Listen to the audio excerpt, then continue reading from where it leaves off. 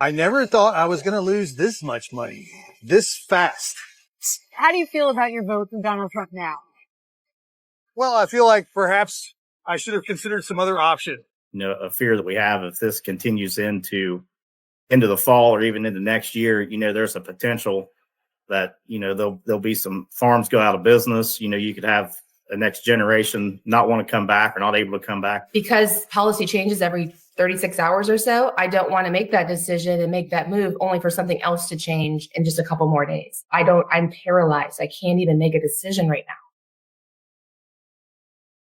Today, I announced a lawsuit on behalf of the state of California suing the Trump administration. California is the largest manufacturing state in our union, one of the largest trading partners around the globe. No state will be impacted more than the state of California as it relates to the unilateral authority that's being asserted by the Trump administration to impose the largest tax increase in modern American history. How does any of this make up the trade deficit? It's not the trade deficit. This is all to make up for Donald Trump's enormous deficit of attention and love. He said as much last night. I'm telling you, these countries are calling us up, kissing my ass. They are dying to make a deal. Please, sir, make a deal. See? He's just a boy. Standing in front of the world, asking to have his ass kissed. And once the world fills the aching hole in his heart, the tariffs will end. There is no tariff policy. It's just all chaos and corruption. That's all we have going on. And how can you believe any of these guys? What did Donald Trump tweet out all in caps? I will not back down. How many hours was that? 24 hours, 30 hours before he turned around and backed down. These guys are into chaos and into corruption. And this is the reason that it is time for Congress to step up. Our economy is in the midst of a beautiful metamorphosis, turning from a simple caterpillar into a dead caterpillar.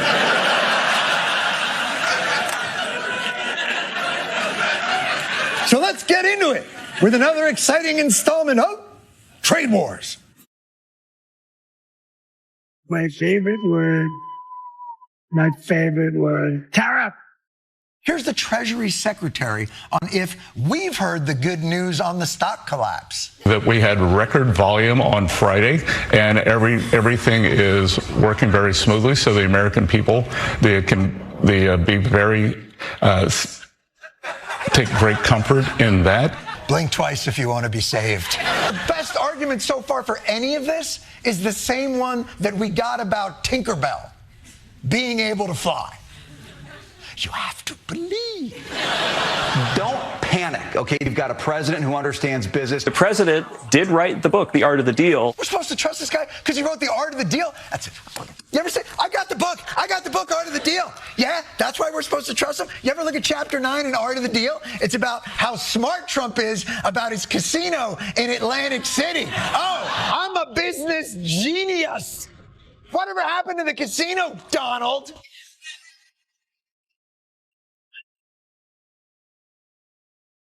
We actually know what happens when he starts a trade war, because remember, he did a version of this in his first term and it didn't go great. And it's not like he's negotiating from a particularly strong position right now, because everyone knows he just blinked. It's good that happened. I'm glad he blinked.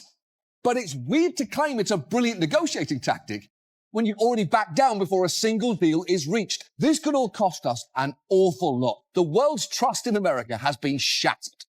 The cost is too high. It's not 10% or 20% higher. It's double or triple the cost per product. Right now, when you do try to reach out to manufacturers that are here, they don't even return your calls or your emails. I think that the trade deficit idea is ridiculous. I'm very worried.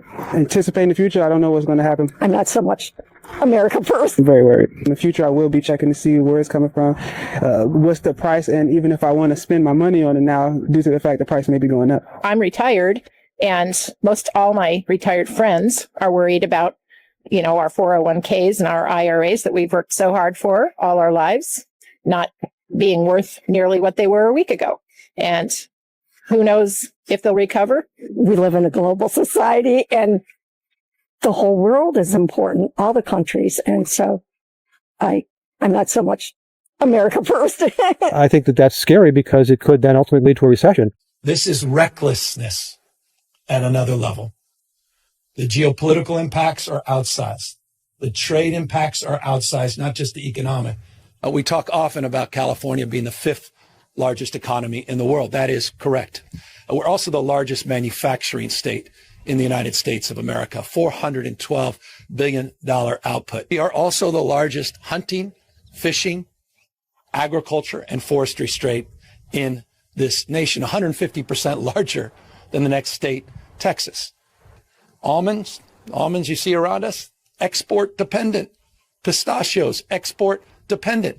Dairy, export dependent. In fact, 43% of almonds and pistachios and dairy are export dependent in the state of California. Few industries will be hammered more than the toxic uncertainty of these Trump tariffs. No state is poised to lose more than the state of California. So that's our state of mind. And that's why we're asserting ourselves on behalf of 40 million Americans. And I imagine if you caucus those 40 million Americans, you'd find few, I don't care where they were in the last election, that are celebrating this uncertainty. We import from about 14 different countries right now, and every single one of them is on the tariff list. That this is a cost that we cannot absorb. A 10% tariff will automatically knock somebody's profit. Fewer than 100 days, this new administration has made done so much damage and so much destruction. It's kind of breathtaking it could happen that soon.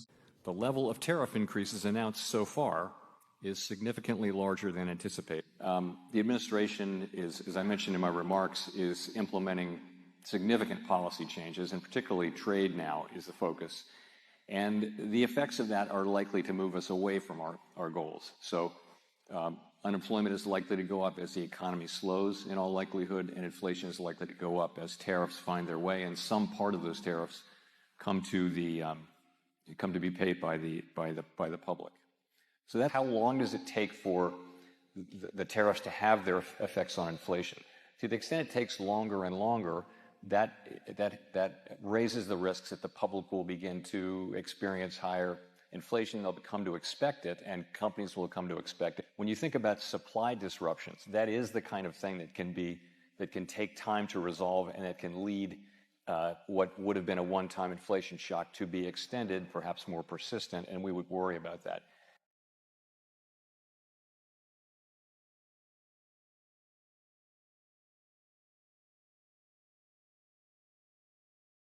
Likelihood of a recession due to President Trump's economic policies, in your view? Well, it's clearly risen.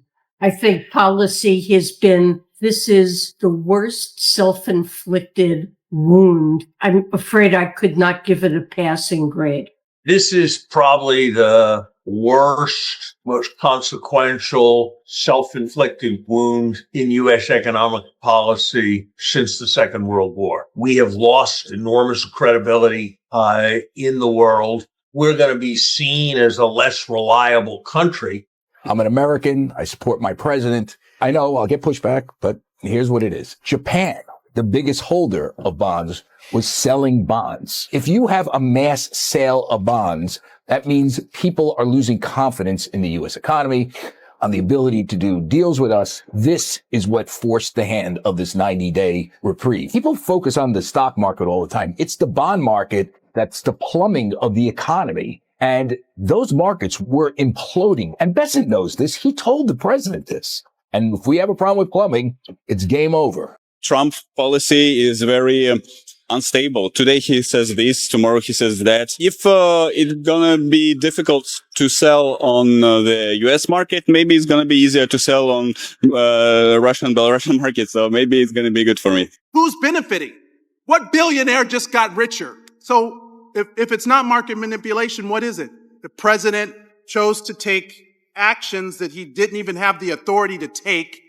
He's put our economy in disarray and near collapse, enormous harm on the American people. But meanwhile, the speaker is rushing to the floor to pass a budget reconciliation to screw America by passing the biggest tax cut in history. on the backs of the American people. This is not a game. This is real life. Whenever I hear somebody say that the tariffs are a good thing because it's going to bring manufacturing back to the U.S. and therefore create more jobs for the American people, my first thought is, who's going to be working those jobs? Who wants to be working in factories? Like, there's a lot of reasons why we offshored those, but who wants to work in those factories? And if you were to do it, say, okay, like, I'll do it, I'll work in the factory, how much would it take for you to take that job? Like, how much money would you need to make? I mean, I think, or I hope by now that everybody already knows and realizes that it's not going to make it any cheaper to have things manufactured here versus other countries. It's actually probably going to make it more expensive.